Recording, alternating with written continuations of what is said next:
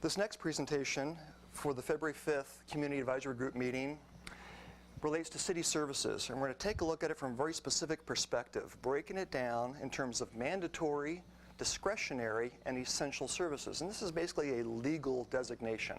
Mandatory, it's legally required by state law. However, cities do have discretion in terms of the level of service. And they have discretion in terms of how is the service provided. Do you provide it in-house or do you contract for the service? Discretionary, obviously not legally required. This typically relates to quality of life services like parks and recreation and social services and other council priorities. Essential, just absolutely vital to the organization, or otherwise infrastructure maintenance. Examples of that jump to mind include payroll, right? We must have a payroll function if we're going to pay you. It's essential, vital. This look on city services is focused not on our capital efforts, but rather on our operating budget.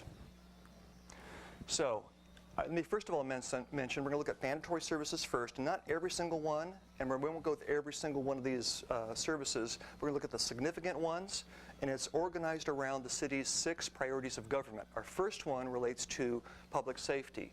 So not surprisingly, you'll see fire suppression and emergency medical services, police patrol. This may be surprising to some. Permit review and inspection related to building services. That is mandatory. Police records, property dispatch, police investigation, court, emergency management, fire marshal, fire dispatch, and jail. All of those are mandatory.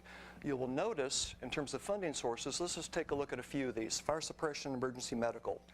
So taxes, meaning general purpose taxes like property tax, utility taxes, sales taxes, is the primary funding source. In addition, we have an emergency medical services or EMS utility rate on the city utility bill. If you look, you'll see water, sewer, stormwater, and EMS. This little EMS utility charge funds 4 of your firefighters. And then finally, ambulance transport fees. That's about not quite $300,000 a year.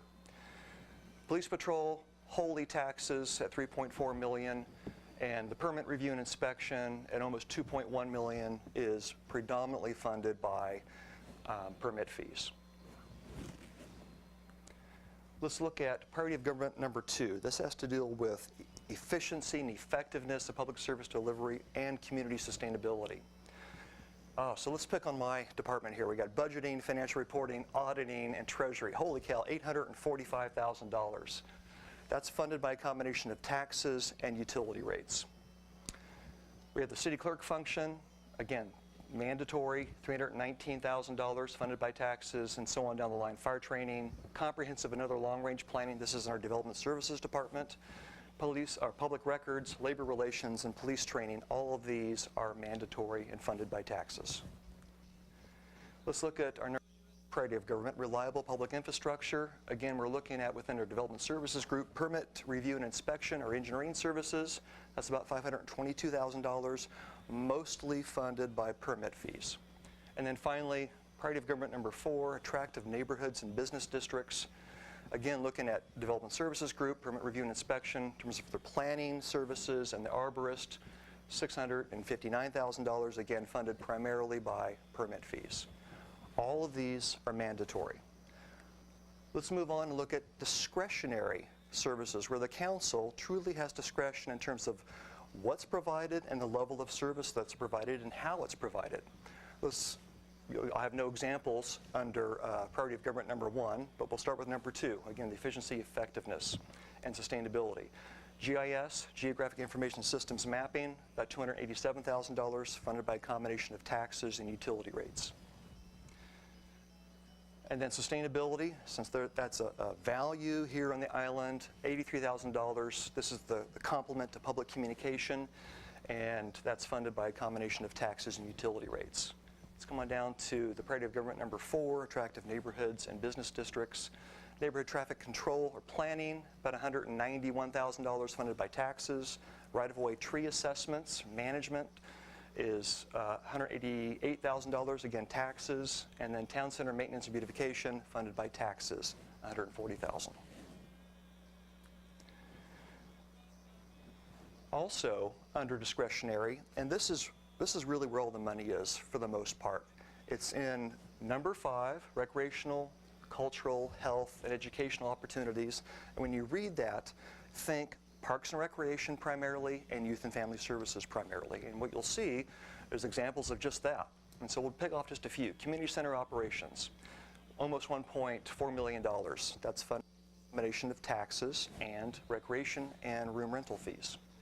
Rec programs, $883,000, again, taxes, recreation fees, and then Parks and Recreation Administration. There's a lot there, $805,000, same funding sources. Thrift shop, funded wholly at $760,000 by thrift shop sales. Let's come on down and let's look at school-based mental health counseling at $648,000. That's funded combination of a $400,000 tax contribution from the general fund to the YFS department, as well as thrift shop sales and $60,000 from the Mercer Island School District per year. Finishing up on discretionary services, we have some smaller items, YFS emergency assistance, funded by donations, about $114,000, youth development, funded by program fees and thrift shop sales, and senior outreach, funded by thrift shop sales and donations.